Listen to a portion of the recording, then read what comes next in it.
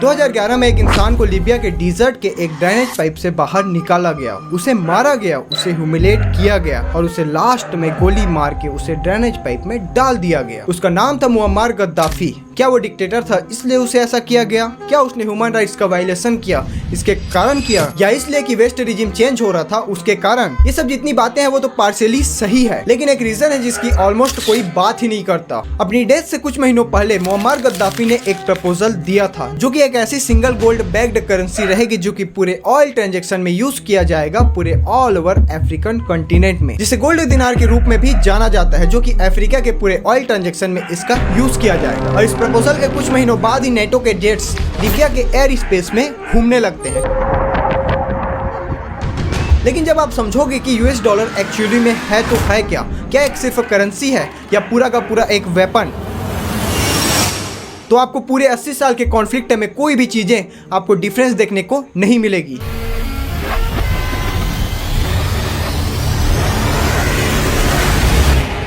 मैंने आपसे एक बात किया कि डॉलर सिर्फ एक करेंसी नहीं बल्कि एक वेपन की तरह काम करता है, तो सोचने वाली बात ये हो जाती है कि डॉलर कैसे इतना पावर में आया, कैसे वो डोमिनेंस किया। ये समझने के लिए हमें 1944 के पीरियड में जाना पड़ेगा। वर्ल्ड वॉर सेकेंड का समय है। यूके, यूएस और फ्रांस जैसी कंट्री एलाइड कंट्रीज के रूप में काम कर रही है और ये जानते हैं कि हम वॉर जीतने वाले हैं, लेकिन इनके मन में एक सबसे बड़ा डाउट ये है कि जो पूरा ऑल ओवर वर्ल्ड है एक स्क्रैच पोजीशन पे है, इसे हमें रिबिल्ड करना पड़ेगा। तो इसी सब चीजों को सोचते हुए 1944 के पीरियड में 44 कंट्री के 730 डेलीगेट जो कि एक छोटे से टाउन हॉल में गैदरिंग करते हैं, जो कि न्यू हेमिस्फीयर यूएसए में स्थित है, जिसे हम लोग ब्रिटेन वुड्स समिट के नाम से भी जानते हैं। और इस कॉन्फ्रेंस में टेबल में सबसे बड़ा सवाल ये हो जाता है कि वॉर के बाद पूरे ऑल ओवर इंटरनेशनल मार्केट में कौन सी करेंसी रूल करेगी, किस करेंसी के बिहाफ में पूरा all over international trade decide होगा। ब्रिटेन ये चाहता था कि उसकी पाउंड पूरे ऑल ओवर इंटरनेशनल मार्केट में रन करे।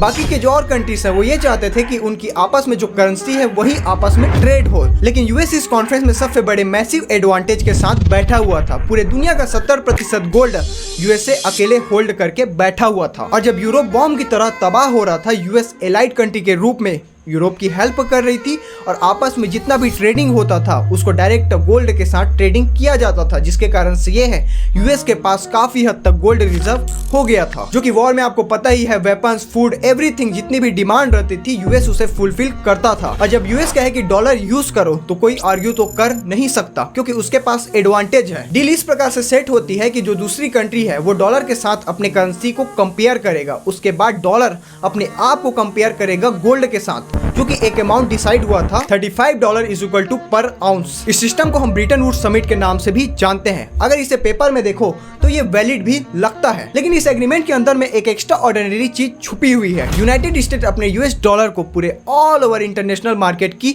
सबसे बड़ी नींव बना के रख देता है, जो कि इंटरनेशनल मार्केट में अगर जिसका राज है यानी उसका पूरे ऑल ओवर दुनिया में राज है, जो कि इन्होंने यूएस डॉलर को दुनिया की रिजर्व करेंसी के रूप में बना दिया। हर एक कंट्री यूएस डॉलर के ऊपर डिपेंड हो जाएगी। जैसा कि अगर आप इंडिया को देखेंगे कि सऊदी अरबिया से उसे अगर तेल चाहिए तो सबसे पहले उसे डॉलर होल्ड करना पड़ेगा। अगर जापान को जर्मनी के साथ ट्रेड करना है तो उसे डॉलर होल्ड करना पड़ेगा। अगर ब्राजील को साउथ कोरिया से मशीनरी इंपोर्ट करनी है तो ब्राजील को सबसे पहले डॉलर रखना पड़ेगा। यानी आप देख सकते हैं कि डॉलर का जो प्रभुत्व है पूरे ऑल ओवर वर्ल्ड में किस प्रकार से फैल गया है, जो कि दुनिया की हर एक ट्रांजैक्शन यूएस डॉलर में ही फ्लो करेगी और हर एक ट्रांजैक्शन में यूएस डॉलर को एक कट मिलता है, डायरेक्टली नहीं बल्कि इनडायरेक्टली, जिससे यह है कि dollar day by day strong होते जा रहा है, क्योंकि इसकी डिमांड इस प्रकार से फैली हुई है कि हर एक देश को परमानेंटली यूएस डॉलर चाहिए। अगर चाहिए तो यूएस अपने हिसाब से कोई भी चीजों को कर सकता है। मतलब ये साफ हो जाता है कि यूएस अपना डॉलर प्रिंट कर सकता है, क्योंकि दुनिया तो एब्जॉर्व करने के लिए बैठी हुई है और ये सबसे बड़ी अमेरिका की इकोनॉमिक डोमिनेंस की सबसे बड़ी नींव हो जाती है, और जो कि एक मिलिट्री पावर से नहीं बनी है बल्कि एक सिंगल शीट ऑफ पेपर से बनी हुई है। और अगर इसे आप देखोगे तो लगभग 25 सालों तक ये ब्रिटेन वुड्स समिट अच्छे से काम कर रहा था, जो कि आप देख सकते हैं कि इस पीरियड में ग्लोबल इकोनॉमी रिबिल्ड हो रही है, क्योंकि लेट 1960 के पीरियड में हमें कुछ क्रैक देखने को मिल रहे हैं। यूएस और वियतनाम वॉर चल रहा है, जो कि यूएस को हाई अमाउंट में पैसा चाहिए क्योंकि उसे मिलिट्री को रन करना है इसमें, लेकिन हमें कुछ ऐसी चीजें देखने को मिली जो सबको हिला के रख दी है। क्योंकि आपको पता ही होगा कि वॉर काफी एक्सपेंसिव होते हैं, हर एक मिलिट्री इक्विपमेंट, हर एक वेपन्स काफी महंगे होते हैं। इसके कारण से यह है कि जो वॉर लड़ रही कंट्री को काफी दिक्कत देखने को मिलती है, जो कि यूएस को वॉर के लिए पैसा चाहिए। यूएस अपने टैक्स कलेक्शन पैसे से भी कहीं ज्यादा पैसा छाप रहा था, क्योंकि एब्जॉर्ब करने के लिए पूरा ऑल ओवर नेशन तो बैठा हुआ था ना। अब प्रॉब्लम यह हो जाता है कि डॉलर तो ज्यादा छापा जा रहा था लेकिन गोल्ड की प्राइस तो जस की तस थी, जिसके कारण से यह है कि डिसबैलेंस देखने को हमें मिलने लगी। और इसका सबसे पहला अंदाजा फ्रांस के प्रेसिडेंट चार्ल्स डी गुले को नजर आया। और ये सबसे पहले एक्शन लेते हैं, जो कि चार्ल्स डी गुले काफी फेमस है एंटी अमेरिकन एक्टिविटी के नाम पे। उसके बाद 1965 के पीरियड में उनके पास जितना भी डॉलर का रिजर्व है उसे डायरेक्ट शिप कंटेनर में लोड कर अटलांटिक पार करके उसे डायरेक्ट अमेरिका में भेज देते हैं और इसके बदले डायरेक्ट गोल्ड चार्ज करते हैं। और साथ ही इसी चीज को दूसरी कंट्री भी फॉलो करती है, लाइक जर्मनी, स्विट्जरलैंड। और इसके बाद यह है कि यूएस डे बाय डे घाटे में चला जाता है और लेट 1971 के पीरियड तक डॉलर हाई अमाउंट में ड्रेन होने लगता है। और 15 अगस्त 1971 के पीरियड में यूएस के president Richard Nixon national television पे आते हैं और एक ऐसा अनाउंसमेंट करते हैं जो कि पूरे ऑल ओवर वर्ल्ड को शॉक करके रख देता है, जिसे हम निक्सन शॉक के नाम से भी जानते हैं, जिसमें मैंने सेक्रेटरी कॉनले को ये डायरेक्ट किया है कि जो गोल्ड के साथ डॉलर की कन्वर्टिबिलिटी है उसे टेम्परेरी सस्पेंड कर दें। टेम्परेरी ना, ये कभी रिवर्स भी नहीं हुआ। ये मूवमेंट निक्सन शॉक के नाम से जाना जाता है, जो कि मैंने आपको बताया भी। और ये पूरे ऑल ओवर इकोनॉमिक मार्केट और हमारे इकोनॉमिकल हिस्ट्री में सबसे बड़ा कॉन्फ्लिक्चुअल मूवमेंट हो जाता है, क्योंकि इस पॉइंट से आगे डॉलर किसी भी चीज से बैक्ड नहीं था। न इसके पास गोल्ड था, न इसके पास सिल्वर था, न इसके पास इस पीरियड में ऑयल था।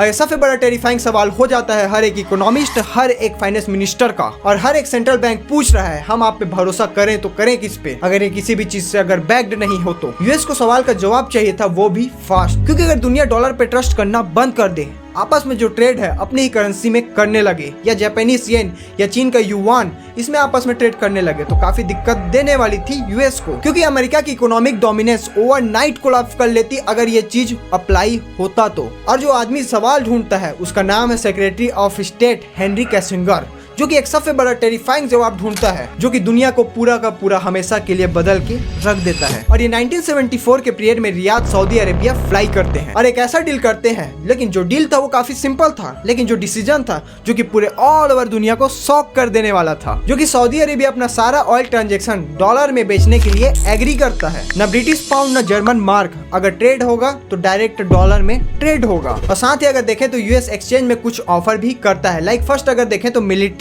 सपोर्ट, जो कि सऊदी अरेबिया की पूरी मिलिट्री सपोर्ट अगर आप देखोगे तो यूएस के हाथों में है, जो कि यूएस सऊदी अरेबिया को वेपन्स बेचेगा और गल्फ में ट्रूप स्टेशन बनाएगा। और अगर कोई भी सऊदी अरेबिया को थ्रेटन करे वो डायरेक्ट यूएस को थ्रेटन करने के बराबर रहेगा। और सेकंड नंबर में देखें तो इकोनॉमिक पार्टनरशिप, जो सऊदी अरेबिया है वो अपना जो ऑयल में जो डॉलर के साथ ट्रांजेक्शन करेगा, जिस डॉलर को वो कमाएगा उस डॉलर को वो डायरेक्ट इन्वेस्ट करेगा यूएस की मार्केट में। इस प्रकार से डील सेट हुआ था, जो कि इस पीरियड में भी अगर आप देखेंगे कि डॉलर पूरे ऑल ओवर इंटरनेशनल मार्केट में रन कर रहा है, तो डॉलर को खर्च करने की कोई टेंशन तो थी नहीं सऊदी अरेबिया को। और सोचो इसका मतलब ये हो जाता है कि पूरे ऑल ओवर वर्ल्ड में जितनी भी ऑयल ट्रांजेक्शन हो रही है सऊदी अरेबिया के साथ, तो पूरे ऑल ओवर वर्ल्ड में डॉलर रन करेगा, जो कि सबसे बड़ा अपना बैक्ड बना के रख लिया यूएस अपना, जो कि ऑयल के साथ ट्रांजेक्शन करने में यूज करेगा, क्योंकि हर एक कंट्री को अपनी फैक्ट्री रन करना है, हर एक कंट्री को ऑयल चाहिए, क्योंकि देश के अंदर में काफी सारे कार, बाइक, एवरीथिंग जितने भी कमोडिटी है वो रन हो रहे हैं तो ऑयल के थ्रू। और ये साफ हो जाता है कि पूरे दुनिया में हर एक कंट्री को अगर ऑयल खरीदना है तो वो डायरेक्ट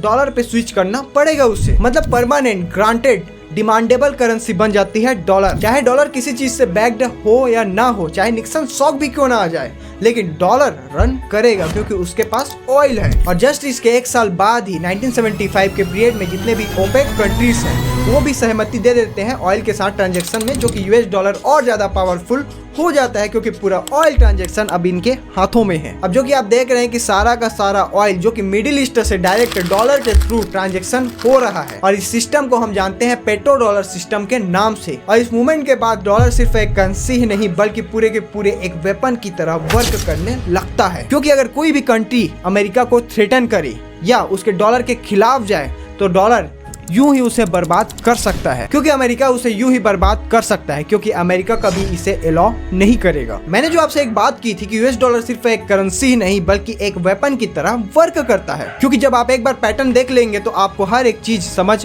आ जाएगी, जिसे शायद इग्नोर करना इम्पॉसिबल सा हो जाता है। सद्दाम हुसैन अनाउंस करता है कि इराक डॉलर के साथ ऑयल ट्रेड नहीं करेगा बल्कि यूरोस में ट्रेड करना स्टार्ट करेगा। ये अनाउंसमेंट सन 2000 में हुई थी, लेकिन 2003 में यूएस द्वारा इन्वेड होता है इराक के अंदर, जो कि ऑफिशियल रीजन ये हो जाता है कि वेपन ऑफ मास डिस्ट्रक्शन, जो कि आज तक मिला भी नहीं वहाँ। लेकिन यूएस के इराक इन्वेड करने के कुछ हफ्तों बाद ही वहाँ की जो ऑयल एजेंसी उनकी थी वहाँ से डायरेक्ट डील हो जाता है कि यूएस के साथ डायरेक्ट ट्रेड किया जाएगा इराक द्वारा।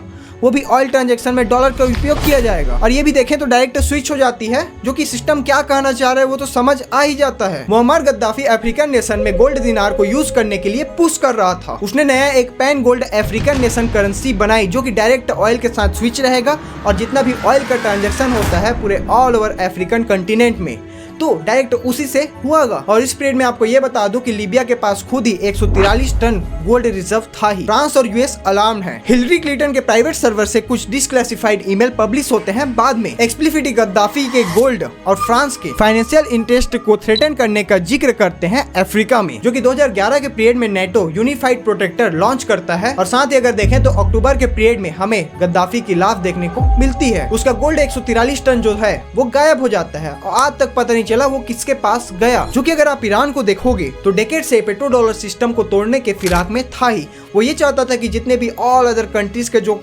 करेंसी है उन्हीं के साथ वो ट्रेड करे। और अगर आप देखोगे कि यूएस के खिलाफ अगर कोई जाना चाहे तो डायरेक्ट मिलिट्री पे एक्शन नहीं लेता यूएस, डायरेक्ट उस पे सैंक्शन लगा देता है और फाइनेंशियली उसे तबाह कर देता है। और ऐसा ही ईरान के साथ भी हमें देखने को मिलता है, जो कि आज के पीरियड में भी ईरान उस चीज पे भुगत रहा है। जो कि अगर आप देखोगे तो Swift international trading banking system से उसे बाहर निकाल दिया जाता है ईरान को, जो कि Iranian bank international transaction proceed ही नहीं कर पाएगी, जिसके कारण से है कि इंटरनेशनल गुड और ट्रांजेक्शन काफी हद तक तबाह हो जाता है ईरान के अंदर में। ईरानियन रियाल कोलैप्स हो जाती है, इन्फ्लेशन अगर आप देखोगे तो काफी हद तक बढ़ जाती है और पूरा का पूरा ईरान तबाह हो जाता है। यूएस डॉलर फाइनेंशियली स्विच एक वेपन की तरह यूज होता है, जो कि पूरी कंट्री को तबाह करने के लिए काफी है। जो कि अगर आप देखोगे तो बिना एक बुलेट चलाए पूरी की पूरी कंट्री का गला दबाने के काबिल है यूएस डॉलर। जो कि इन सभी चक्करों में अगर आप देखोगे तो आज के पीरियड में भी वॉर चली रही है। जो कि अगर आप वेनेजुएला में देखोगे तो वहाँ के जो प्रेसिडेंट है निकोलस मुद्रो, जो कि एक अनाउंस करते हैं कि हम डॉलर के साथ ट्रेडिंग नहीं करेंगे, अपना जितना भी ऑयल ट्रांजेक्शन है उस पे,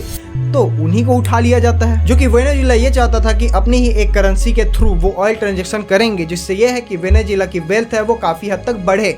लेकिन यूएस ये नहीं चाहता है कि कोई उसके खिलाफ जाए, जिसके कारण से है कि वेनेजुएला के जो प्रेसिडेंट है उसे उठा के डायरेक्ट अपने कब्जे में ले लिया जाता है। लेकिन कोई भी देश खिलाफ में नहीं जाता है यूएस के। और वहीं अगर आप रशिया के साथ देखोगे तो रशिया और यूक्रेन जब वॉर चल रहा था तो रशिया के जो 300 बिलियन डॉलर जो कि रशिया होल्ड करता था वेस्टर्न बैंक में, लेकिन उसे डायरेक्ट स्विच कर दिया जाता है। अगर आप देखोगे तो डायरेक्ट फ्रोजन कर दिया जाता है। और ये वो मूवमेंट है जब पूरी की पूरी दुनिया उठ के ये चीज को ध्यान देती है, जो कि हर एक कंट्री जो कि डॉलर रिजर्व होल्ड करता है, like India, China, every country can hold dollar reserve, जो कि अचानक से एक टेरिफाइंग चीज रियलाइज करती है कि जो डॉलर को हम अपना समझते हैं, अपनी करेंसी समझते हैं, लेकिन अगर यूएस चाहेगा तो उसे डायरेक्ट फ्रीज कर सकता है अगर उसके खिलाफ जाए तो। यानी ये साफ हो जाता है कि जिस पैसे को हम अपना पैसा समझते हैं वो सिर्फ एक पेपर की तरह है अगर यूएस चाहे तो, क्योंकि यूएस जब चाहे उसे फ्रीज कर सकता है। और इन सभी चीजों के होने के बाद हमें ये पता चलता है कि डॉलर दुश्मन के लिए बुलेट ही नहीं बल्कि उसके गले में एक पट्टे की बराबर है। जैसे कुत्ते को पट्टा पहना के अपने हिसाब से चलाया जाता है, सेम उसी प्रकार यूएस पट्टा पहना के अपने डॉलर के थ्रू पूरे ऑल ओवर इंटरनेशनल मार्केट को अपने हिसाब से चलाता है। और 2022 के बाद दुनिया पुश बैक करना स्टार्ट करती है डॉलर से, और इस मूवमेंट का नाम है डी डॉलराइजेशन, जो कि हमारे पीरियड में अगर आप देखेंगे तो सबसे बड़ा जियोपॉलिटिकल मूवमेंट के नाम से भी जाना जाता है। चाइना सालों से अपनी एक इंटरनेशनल करेंसी के रूप में अपने युआन को बना रहा है, जो कि रशिया, ईरान के साथ ऑयल ट्रांजैक्शन डील में यूज भी होती है। चाइना ने किप्स भी बनाया, cross border inter bank payment system, जो कि स्विफ्ट का डायरेक्ट अल्टरनेटिव है, ताकि अगर यूएस अगर किसी भी करेंसी को स्विफ्ट से बाहर निकाल दे तो किप्स एक उसके लिए ऑप्शन बन जाता है। रशिया को अगर आप देखोगे तो कम्प्लीटली तरीके से डॉलर के साथ फोर्स ऑफ है आज के पीरियड में। अब के पीरियड में अगर आप देखोगे तो रशिया अपना पूरा का पूरा ऑयल ट्रांजैक्शन रूबल, युआन और रूपी में ट्रांजेक्ट करता है। सैंक्शन के बाद भी रशिया की इकोनॉमी उस तरह से कोलैब नहीं हुई जिस प्रकार से यूएस ने सोचा था। इंडिया एक फैसिनेटिंग मिडिल पोजीशन में फंसा पड़ा है, जो कि वो रशिया के साथ काफी डिस्काउंट में अपने रूपी के थ्रू ऑयल ट्रांजैक्शन करता है, जो कि अगर पेमेंट ऑप्शन को देखोगे तो धीरम और रूपी के थ्रू पूरा का पूरा ट्रांजैक्शन प्रोसीड भी होता है। 2023 के पीरियड में अगर आप देखेंगे तो इंडिया के साथ मलेशिया ने डायरेक्ट रूपी के थ्रू ऑयल ट्रांजैक्शन प्रोसीड करने के लिए एग्रीमेंट में हामी भरी। इंडिया को अगर आप देखोगे तो 18 से ज्यादा कंट्री के साथ रूपी बेस्ड ट्रांजैक्शन प्रोसीड कर रहा है। अब जहाँ की आप ब्रिक्स कंट्री को देखोगे, जो कि ब्रिक्स कंट्री ये चाहती है कि वो डॉलर को कैसे भी करके रिप्लेस करे, और साथ ही 2023 के समिट में इन्होंने ये डिस्कशन भी किया कि एक ऐसी करेंसी बनाए जो कि डायरेक्ट रिप्लेस भी कर दे डॉलर को। और उन्होंने क्रूशियली अगर आप देखेंगे तो कुछ कंट्रियों को इनवाइट भी किया है, लाइक आप देख सकते हैं। और साथ ही अगर आप देखेंगे कि 2023 के इनविटेशन में सऊदी अरेबिया भी आया था। हाँ, ये वही सऊदी अरेबिया है जो कि 1974 के पीरियड में पेट्रो डॉलर सिस्टम में साइन करता है, जो कि मेंबर भी बनना चाहता है ब्रिक्स का। अगर मान लो ब्रिक्स कंट्री इंट्रोड्यूस हो जाती है और सऊदी अरेबिया अपना कुछ परसेंट जो कि ऑयल ट्रांजैक्शन जो कि डायरेक्ट स्विच कर ले डॉलर के थ्रू ब्रिक्स में, तो कितना बड़ा एडवांटेज हो सकता है आप इमेजिन भी नहीं कर सकते। उस प्रकार से यूएस की लग जाएगी। और साथ ही अगर आप देखेंगे कि अमेरिकन फाइनेंशियल सिस्टम की सबसे बड़ी क्रैक हो जाएगी अगर ऐसा हो जाए तो, क्योंकि 2023 में जीनेट येलेन जो कि यूएस ट्रेजरी सेक्रेटरी हैं, उन्होंने पब्लिक में एक रिमार्केबल चीज कहा। उन्होंने ये कहा कि अगर यूएस डॉलर को डायरेक्ट आप बैंक फंड के रूप में अगर उपयोग करेंगे तो उसकी जो हार्मनी, उसकी जो प्रीसियसनेस है वो डे बाई डे रिड्यूस होने लगेगी, जो कि हो भी रहा है। यूएस ये चाहता है हर देश में अगर कोई भी उसके खिलाफ जाए डायरेक्ट उस पर सैंक्शन लगा दो। मजबूरी के नाम में आज के पीरियड में डॉलर के साथ हर एक कंट्री बंधा हुआ है। अब ये वो बात हो जाती है जिसे हर कोई इंसान बोलने से डरता है। अगर क्या हो जब यूएस डॉलर से डायरेक्ट अगर हर एक कंट्री स्विच कर ले, डॉलर अपना पूरा का पूरा रिजर्व करेंसी स्टेटस खो बैठेगा। बट अगर सीधी बात करें तो ये चीज 5 सालों में नहीं होगा, इसको कोलैप्स करने में कई सालों लग जाएंगे, जो कि यूएस डॉलर ऐसी ही इतनी बड़ी पावरफुल करेंसी नहीं बना बैठा है। हर एक कंट्री होल्ड करता है, हर एक कंट्री डॉलर रिजर्व करके बैठा हुआ है, क्योंकि हर एक कंट्री को आज के पीरियड में जरूरत है डॉलर की, क्योंकि उसको इंटरनेशनल तो ट्रेड भी करना है ना। जो कि आज के पीरियड में अगर आप देखेंगे कि अमेरिका अपने जीडीपी का कुछ ज्यादा ही प्रतिशत हिस्सा कर्जे में है, क्योंकि आज के पीरियड में अगर आप देखेंगे कि वो एक्सपोर्ट से ज्यादा इंपोर्ट करता है, जिसके कारण से है कि डे बाई डे उसकी करेंसी की वैल्यू कम भी होती आ रही है, जो कि दिन ब दिन वो कर्जे में भी जा रहा है। करेंसी की वैल्यू कम होने का रीजन इन द सेंस ये नहीं होता, क्योंकि आज के पीरियड में अगर आप देखोगे जिस हिसाब से यूएस डॉलर इंपोर्ट कर रहा है, एक्सपोर्ट तो बहुत कम है, लेकिन बात ये हो जाती है कि यूएस पूरे ऑल ओवर इंटरनेशनल मार्केट में बना बैठा है, जिसके कारण से है कि उसकी करेंसी की वैल्यू कम नहीं हो रही है। अगर इसी के कंपेयर में अगर कोई दूसरी करेंसी रहती तो ओवरनाइट कोलैप्स कर ही लेती, जो कि करंटली आज के पीरियड में देखेंगे कि यूएस के पास 33 ट्रिलियन से भी ज्यादा का कर्जा है। और ये डेब्ट को अगर देखोगे तो ये मैनेजेबल भी है जब तक दुनिया ट्रेजरी बॉन्ड खरीदती है यूएस की। और अगर आप देखोगे कि दुनिया अगर ट्रेजरी बॉन्ड खरीदना बंद कर दे, ओवरनाइट एक्सप्लोड करने लगेगी इंटरेस्ट, मिलिट्री स्पेंडिंग कट हो जाएगा। ग्लोबल अमेरिकन एम्पायर जो कि 80 से भी ज्यादा देशों में अपनी मिलिट्री कैंप्स बना के बैठी हुई है, उसे अफोर्ड करना इम्पॉसिबल सा हो ही जाएगा। और देखोगे कि जितनी भी कंट्रीज है वो आपस में ट्रेड करने स्टार्ट कर देगी, और ये जो वैक्यूम जो क्रिएट हुआ है उसे चाइना अपने आप फुलफिल कर देगा, क्योंकि वो इंतजार कर रहा है इस चीज का। और अगर आज के पीरियड में अगर आप देखोगे तो इंडिया एक इंटरेस्टिंग पोजीशन पे बैठा हुआ है, क्योंकि इंडिया अपने हिसाब से जिस भी कंट्री के साथ चाहता है ट्रेड कर सकता है। अगर काफी हद तक देखोगे तो इंडिया डॉलर होल्ड करके बैठा हुआ है, लेकिन अपने हिसाब से वो ट्रेडिंग भी करता है, जिसके कारण से है कि उसको उतनी ज्यादा दिक्कत नहीं होती। लेकिन दिक्कत ये भी है कि अगर डॉलर वीकेंड हो जाए तो इंडिया के इंपोर्ट कॉस्ट ड्रामेटिकली अगर देखेंगे तो चेंज भी हो सकते हैं। और साथ ही अगर आप देखोगे तो इंडिया का जो रिलेशन है काफी देशों में अच्छा है, तो ये आपस में ट्रेड करके अपनी करेंसी को आगे भी बढ़ा सकते हैं। अगर डॉलर कम हुआ तो इंडिया के साथ साउथ ईस्ट एशिया, अफ्रीका और काफ़ी सारे देशों में रुपीस के साथ ट्रेड हो सकता है, जिसके कारण ये है कि जो हमारी रुपी की जो वैल्यू है डे बाई डे इंक्रीज भी हो सकती है। और शायद ये भी चीज़ हो सकता है जो चीज़ों का एंजॉय 80 सालों तक यूएस ने किया वो चीज़ का एंजॉय इंडिया भी कर सकता है। और सबसे बड़ा सवाल ये हो जाता है क्या ये चीज़ खत्म होगा, किसी को नहीं पता। लेकिन अगर आप देखोगे कि डॉलर के साथ स्विच कर दें लोग तो 10 से 20 सालों तक ही टिक पाएगा डॉलर, इतना मैं प्रेडिक्ट कर सकता हूं। जो कि ग्लोबल ट्रेड में अगर देखेंगे कि डॉलर के साथ जो स्विच थी जो कि पहले 70% थी वो आज के पीरियड में 58% हो गई है।